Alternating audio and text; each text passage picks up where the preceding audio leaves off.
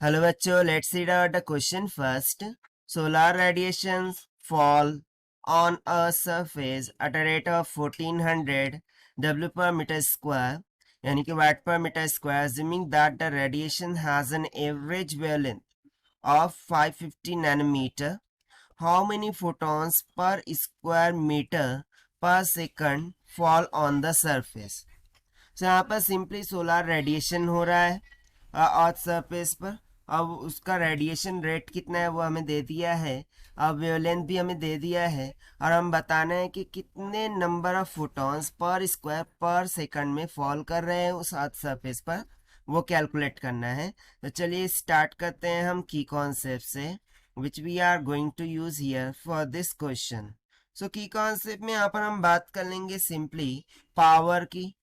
ठीक है, जो भी पावर होता है वो किसके इक्वल हो जाता है, नंबर ऑफ फोटॉन्स फॉलिंग।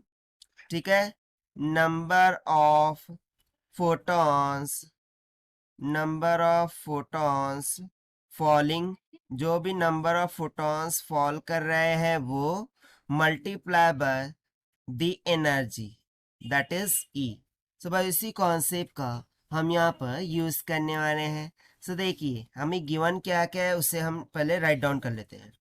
सो देखिए सबसे पहले तो मुझे ये जो 1400 दिख रहा है ये क्या है, ये पावर है। ये क्या गिवन है हमें, पावर ऑफ रेडिएशन गिवन है, दैट इज 1400 वाट पर मीटर स्क्वायर, इसीलिए तो इसे वाट पर मीटर स्क्वायर में लिखा है, यानी कि पर एरिया। ठीक है, पर एरिया में कितना पावर वहां पर क्या कर रहा है, फॉल कर रहा है, रेडिएट कर रहा है, वो हमें यहाँ पर गिवन है। उसके बाद मुझे लैम्डा की वैल्यू गिवन है 550 नैनोमीटर के बराबर। ठीक है, और हमें फाइंड क्या करना है, नंबर ऑफ फोटॉन्स फॉलिंग। से यहाँ से सबसे पहले तो मैं लेट कर लेता हूँ, let the capital N be the number of photons falling, जो भी नंबर ऑफ फोटॉन्स फॉल कर रहे हैं, नंबर ऑफ फोटॉन्स फॉलिंग वो कैपिटल एन के बराबर है। मैंने यहाँ पर लेट कर लिया है। सो देखिए फॉर्मूला यहाँ से क्या बन जाएगा कि जो पावर है that will be equals to number of photons multiply by energy. But हमें ये जो नंबर ऑफ फोटॉन्स कैलकुलेट करने हैं वो पर स्क्वायर मीटर पर सेकंड में कैलकुलेट करना है। तो इसके लिए मैं क्या करता हूँ, दोनों तरफ एरिया ए से डिवाइड कर देता हूँ। ठीक है, सो ये हो जाएंगी सिंपली उसका rate of falling. So this will be equals to, यहाँ से मुझे n बाय ए जो कि एज पर द क्वेश्चन हमसे पूछा गया है that will be equals to कितना हो जाएगा, power upon area into 1/e के इक्वल आ जाएगा। सो यहाँ से फर्दर कैलकुलेशन करते हैं।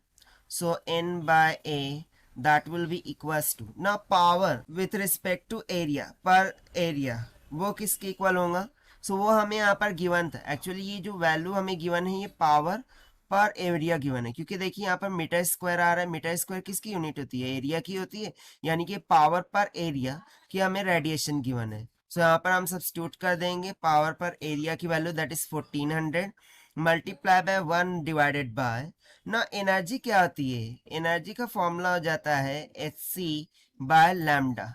सो यहाँ पर एच सी जो है, ठीक है, एच सी, सो यहाँ पर हम सब्स्टिट्यूट कर देंगे एच सी बाय लैम्डा।